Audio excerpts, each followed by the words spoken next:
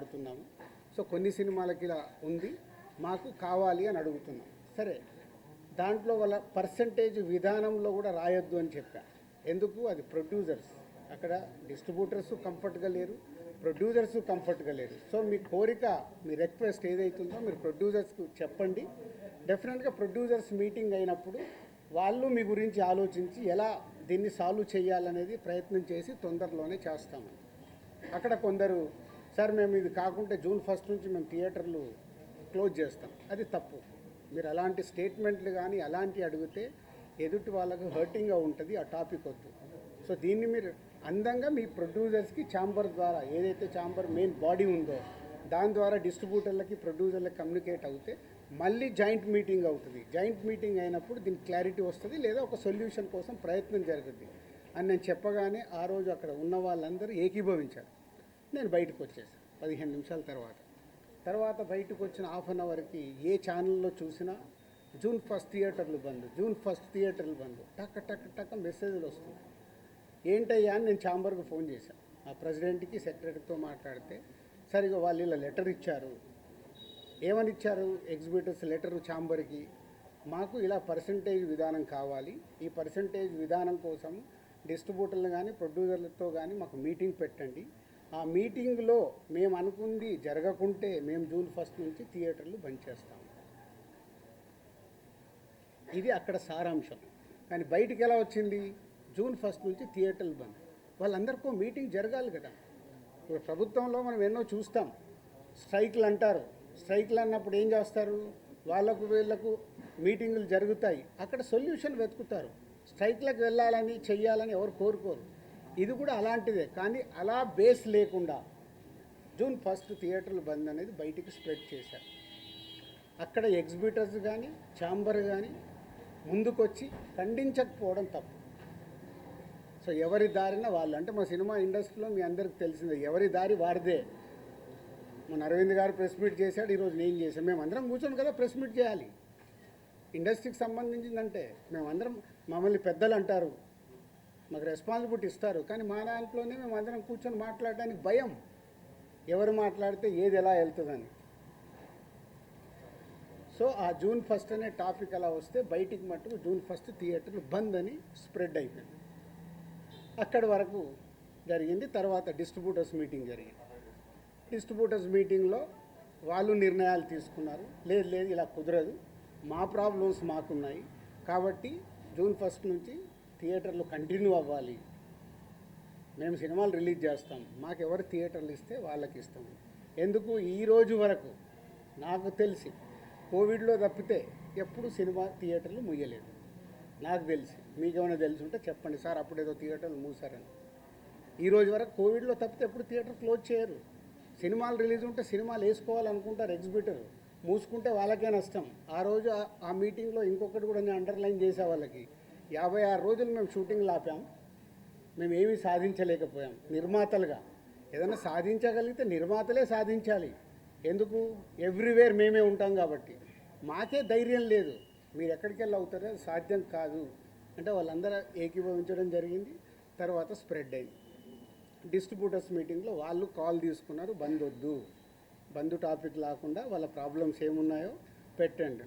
తర్వాత producers meeting జరిగింది. Producers మీటింగ్లో ఆ రోజు నేను పార్టిసిపేషన్ చేయడం జరిగింది. ప్రొడ్యూసర్స్ అందరం కూడా యునానిమస్గా ఎగ్జిబిటర్స్కి ప్రాబ్లమ్స్ ఉన్నాయని చెప్తున్నారు. అది మనం మాట్లాడుకొని వాళ్ళని ఎలా సాల్వ్ చేసి ముందుకు తీసుకెళ్దాం. థియేటర్లు ముయ్యడాలు చేయడాలు వద్దు, జాయింట్ మీటింగ్ పెట్టండి, జాయింట్ మీటింగ్లో క్లారిటీగా ఇది చెప్పుదామని. సో జాయింట్ మీటింగ్కి 23 అనుకున్నారు, 24 పెట్టారు. ఈ లోపలనే ఈ ఎపిసోడ్ అంతా ఇంకొక సైడ్ డైవర్ట్ అయింది. అది మీ అందరికీ తెలిసిందే. కళ్యాణ్ గారి సినిమా మీదకి ఇది డైవర్ట్ అయ్యి కళ్యాణ్ గారి సినిమాని ఇలా అనుకుంటున్నారు. దాంట్లో మేబీ నా పేరు డైరెక్ట్గా ఎక్కడా రాలేదు కానీ ఇండైరెక్ట్గానే వచ్చిందని అందరూ చెప్తున్నారు. కళ్యాణ్ గారి సినిమా ఆపే దమ్ము, ధైర్యం ఎవ్వడు ఆలోచించడు. ఎందుకంటే ఫస్ట్ థియేటర్లు బేసిక్గా ముయ్యరు. ఈ రోజు వరకు థియేటర్లు ముయ్యడం అనేది నా 30 ఏళ్ళ సర్వీస్లో నేను చూడలే. షూటింగ్లు ఆపుకున్నాం, ఎందుకు? మా బాధలు ఉన్నప్పుడు ఆపుకొని ఏదైనా సాల్వ్ చేసుకోవటానికి. కానీ థియేటర్లు ముయ్యడం అనేది ఈ రోజు వరకు అది ఎపిసోడ్ కాస్త కళ్యాణ్ గారి సినిమా మీదకి తీసుకెళ్లారు. గవర్నమెంట్స్ కూడా అలాంటిదే కమ్యూనికేట్ చేశారు మధ్యలో. సో ఎవరు అడ్వాంటేజ్లు ఏమున్నాయో ఇక్కడ తెలియదు. అడ్వాంటేజ్లు ఉన్న వాళ్ళు భయంతోనో భక్తితోనో కమ్యూనికేషన్ రాంగ్గా కమ్యూనికేట్ అయింది. సో అప్పుడు దుర్గేష్ గారు మినిస్టర్ నాతో మాట్లాడడం జరిగింది. ఆ రోజు కూడా నేను చెప్పాను, సార్ థియేటర్లు ముయ్యరు, అది జరిగింది, జాయింట్ మీటింగ్ ఉంది, ఈ జాయింట్ మీటింగ్లో క్లారిటీ వచ్చేస్తుంది. జాయింట్ మీటింగ్తో అందరూ యునానిమస్గా ఒప్పేసుకొని క్లోజ్ చేశారు. బట్ ఈ లోపలనే గవర్నమెంట్ సైడ్ నుంచి గవర్నమెంట్కి వెళ్ళిన కమ్యూనికేషన్ వల్ల థియేటర్లు ఇట్లా కళ్యాణ్ గారి సినిమాని ఇలా టార్గెట్ చేస్తున్నారు, ఇలా అనేది ఒక రాంగ్ కమ్యూనికేషన్ అని నేను అనుకుంటున్నాను. మరి అది వాళ్ళకి రాంగ్గా వెళ్ళిందా రైట్గా వెళ్ళిందా నాకు తెలియదు. But my point of views wrong కమ్యూనికేషన్తో కళ్యాణ్ గారి సినిమా మీదకి తీసుకెళ్ళారు. మే 30 అప్పటికే భైరవం అనౌన్స్ అయింది. జూన్ 5 కమల్ హాసన్ గారి సినిమా అనౌన్స్ అయింది. జూన్ 12 కళ్యాణ్ గారి సినిమా ఉంది. జూన్ 20 కుబేరా ఉంది.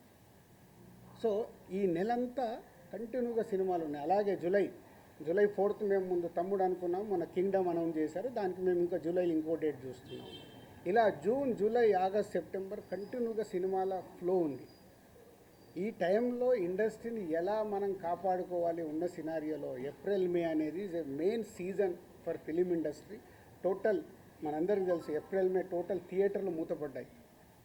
మేబీ సినిమాలు సరైన సినిమాల్ని మనం ఆడియన్స్కి ఇవ్వక, ఐపీఎల్ వల్ల ఏ కారణం చేతైనా ఏప్రిల్ మే అనే కీ సీజన్, సినిమా ఇండస్ట్రీకి కీ సీజన్, సినిమాలు లేక మూతపడుతూ ఉన్నాయి థియేటర్లు. ఇవన్నిటికీ పరిణామాలు ఎక్కడి నుంచి ఎక్కడికి వెళ్ళాయి, అసలు లోపల ఏముంది, బయటికి వచ్చింది ఏంటి? మన శాస్త్రం ఉంది. చిన్నప్పుడు సార్ నేను పాము చూశాను ఒక ఆయన అంటాడు, పక్క ఆయన వెళ్ళి అరే ఆడికి పాము కాదు పడిగిప్పిందట అంటాడు.